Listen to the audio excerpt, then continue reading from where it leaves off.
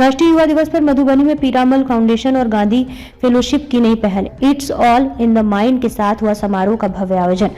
आज राष्ट्रीय युवा दिवस के अवसर पर युवा कल्याण और खेल मंत्रालय में it's all in the mind के विजन के साथ मधुबनी में 2 स्थानों पर युवाओं को प्रेरित और सशक्त करने के लिए कई कार्यक्रम आयोजित किए। इन सभी कार्यक्रमों के संचालन में पीरामल फाउंडेशन और गांधी फेलोशिप की टीमों ने अहम भूमिका निभाई। केवाईबी की जनता कॉलेज और रामकृष्ण कॉलेज में स्वामी विवेकानंद की जयंती के दिन आयोजित राष्ट्रीय युवा दिवस कार्यक्रम में युवा उत्साह से भरा परिचय कराया गया।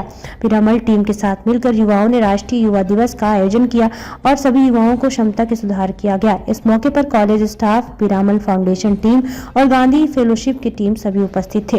समाज कल्याण और विकास के क्षेत्र में जागरूकता फैलाने के लिए सभी युवाओं को बताया गया और गांधी फेलोशिप के बारे में भी विस्तार से चर्चा की गई। सभी युवा महिलाओं ने कार्यक्रम को बड़ी तालियों से सराहा। इसके साथ ही बातचीत में संस्था द्वारा अस्पतालों के बारे में भी चर्चा की और बताया कि बड़ी मात्रा में खर्च को कैसे कम किया जा सकता है।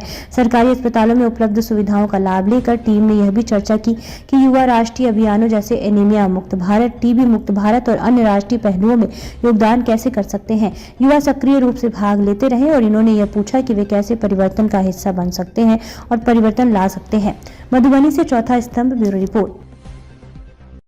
लगभग 5 महीने में आती है, तो 1.5 साल में जितना मेरा एक्सपीरियंस आया है बस यही है कि जो फेलोशिप हमको अपॉर्चुनिटी देती है वो ये कि आप ग्राउंड लेवल पर रह के लोगों के साथ मिल के काम कर सकते हैं। क्योंकि बुक्स वगैरह में हम लोगों ने बहुत पढ़ा होगा कि इंडिया में ये प्रॉब्लम्स है, इस तरह की सोशल प्रॉब्लम्स है या इन सेक्टर्स में डेवलपमेंट की ज़रूरत है, पर कैसे इन सेक्टर में डेवलपमेंट की ज़रूरत है वो हम लोग ऑन फील्ड रहकर ही सीख सकते हैं।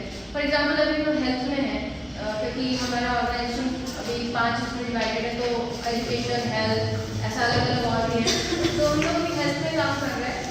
तो हेल्थ में ये कि हम डिस्ट्रिक्ट हॉस्पिटल फॉर एग्जाम्पल अगर काम कर रहे हैं या किसी PHC CHC में, तो वहाँ पे रोज़ जाना, वहाँ के स्टाफ के साथ मिलकर काम करना ये नहीं कि उनका काम करना, उनके बिहेवियर में कुछ चेंजेस लाना या ऐसे कुछ सेशन जैसे सॉफ्ट स्किल का इन्होंने एग्जाम्पल दिया। सॉफ्ट स्किल में क्या क्या चीज़ें आती है, team work, communication, time management, ऐसी चीज़ें।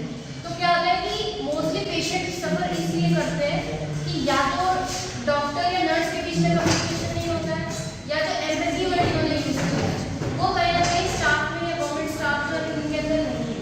वो ये समझ ही नहीं पा रहे हैं कि वो पेशेंट अपना या जो रिलेटिव अपने पेशेंट को लेके आया है उसके अंदर अभी क्या बीत रही है। उसको डर है कि मेरा जो ये रिलेटिव है कहीं मैं इसको खो ना दूँ, कहीं कुछ हो ना जाए, लेकिन वो नर्स वहाँ पे किस तरह उसको ट्रीट कर रही है, जो भी आपको स्टाफ किस तरह उसको ट्रीट कर रहा है। आप लोग भी कभी शायद आपका एक्सपीरियंस रहा हो गवर्नमेंट हॉस्पिटल्स का, नहीं होता, उतना अच्छा नहीं होता, मतलब होते लोग अच्छे भी होते हैं लेकिन उतना अच्छा नहीं है लोग। तो उन चीज़ों को चेंज करना, तो हम लोग ऐसी चीज़ों पर फोकस करते हैं जो अभी तक शायद कोई फोकस नहीं कर रहा है। चेंजेस किस पे मोस्टली देखे जा रहे हैं, रिसोर्सेज पे, इंफ्रास्ट्रक्चर पे, इन पे। तो सबसे बड़ा पार्ट क्या आता है, बिहेवियर का।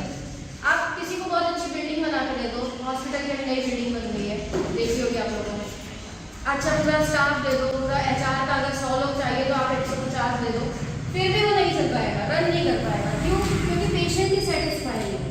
आपका जो एंड है वही जब सेटिस्फाई हो रहा है तो आपको जितना भी पर्सनल किया हुआ कुछ पाएंगे। अगर आप लोगों को ये है कि आप ग्राउंड पर रहकर लोगों के साथ काम करना चाहते हैं, लोगों के बीच में काम करना चाहते हैं, या आपको ऐसा एक्सपीरियंस चाहिए कि आपको नीचे से देखना है कि काम करना शुरू हो जाए। क्योंकि अगर हम DM लेवल तक जाते हैं तो कंप्लेन करने की बहुत होती है कि DL को कंप्लेन कर रही है, लेकिन वो शुरू कहाँ से हो रही है प्रॉब्लम, बहुत सारी चीज़ें होती है जो सेम प्रॉब्लम होती है। अगर इस तरह से ऑन फील्ड आप लोग को काम करना है तो दवा देंगे। तो आप लोग अपने क्षेत्र में जब भी जा रहे हैं तो वहाँ पे जाके बताना है उन लोगों को, उनके माता पिता को या उनको जो नहीं, जो दवा गवर्नमेंट की तरफ से दिया जा रहा है ये अच्छा चीज़ है, इससे एनीमिया कम होगा, इससे आपके बच्चे का स्वास्थ्य अच्छा रहेगा।